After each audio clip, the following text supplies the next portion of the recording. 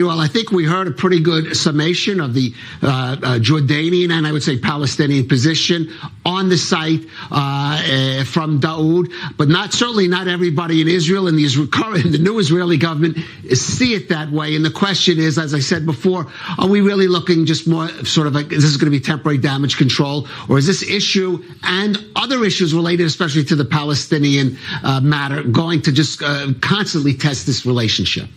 So first of all, you were in fact correct in your introduction when you said that Jordan claims custodianship on the Temple Mount because it's not the only country to do so. So does Morocco. So does the Palestinian Authority, in some way also Saudi Arabia. So there's actually a lot of inter-Arab, struggle over the Temple Mount. But I think that it's very clear today to the Jordanians and to King Abdullah when he sees the new Israeli government. And don't forget that he's very sensitive also to his, I wouldn't say public opinion, but the makeup of his own country, which is like 80% Palestinian. So he's very sensitive to the issue, to the Palestinian issue, to symbolic issue of the Temple Mount. And so I think it was more like damage control, but trying also to rebuild a relation, as we know under the previous Netanyahu government, relations between Jordan and Israel had deteriorated. So it's interesting that Netanyahu decided to make his first trip to Jordan because obviously there was a problem under his previous administration, and something here needs to be fixed and dialogue to be rebuilt with our next door neighbor. Right now, even if, and I should note that Prime Minister Netanyahu has stressed the status quo, at least as he sees it, is going to remain on the Temple Mount Al-Aqsa compound. But there is, as I said, the wider Palestinian issue in which Jordan is deeply involved, more so perhaps than any other country, as you said. And there we know for sure that this government is deviating from some of the previous governments, even some of the previous Netanyahu governments, in some of the steps it's going to be taking in the West Bank. Well, yes and no, because when it comes to the West Bank and to Jerusalem, Netanyahu in the past had, coalitions with centrist parties. We all remember his 2009 Bar Ilan speech.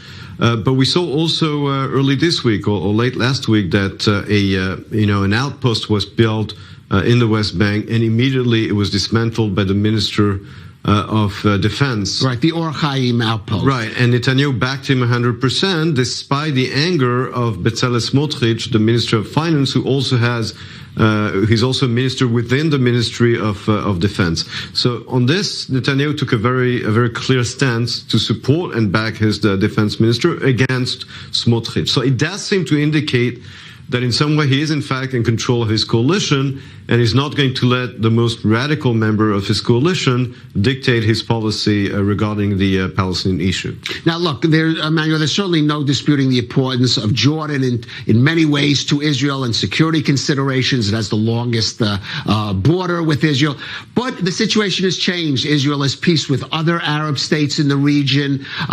Jordan now importing gas from Israel, water from Israel. One wonders if maybe King Abdullah also has lost some of the leverage he might have previously had, or his predecessors have had, dealing with Israel. Definitely. As you just said, Jordan is in a way today partially dependent economically on Israel, on vital resources, such as natural gas and water. And so I think this also creates a lot of leverage of Israel vis-a-vis Jordan. And we know that King Abdullah is very vocal in the Palestinian issue, but as you mentioned yourself, he's no longer the only Arab country together with Egypt to have a peace agreement with Israel. We have the Abraham Accords, and therefore I think he realizes that there's so much he can do to put pressure on Israel. And I think what Israel really has to do is to really increase those economic ties with Jordan, to really attach it to this regional economic interest around energy and around water, and expand the Abraham Accords, and in which Jordan will be part of this general infrastructure or architecture in the Middle East. So I think, again, that it's very telling that Netanyahu made his first trip. I was going to say that because it's very interesting, and we see Prime Minister Netanyahu, he has said, I'm going to be the decider when it comes ultimately to, say, foreign relations, and we see him sort of exerting that here in this surprise visit with King Abdullah. Yes, absolutely. This goes to show that, again, he did in his coalition agreements give away a lot to his coalition partners, but when it comes to security and foreign policy, he kept control of those two areas. In other areas, he gave away a lot. But as I said, when it comes to security, to national security and to foreign policy, he put his people in the key positions.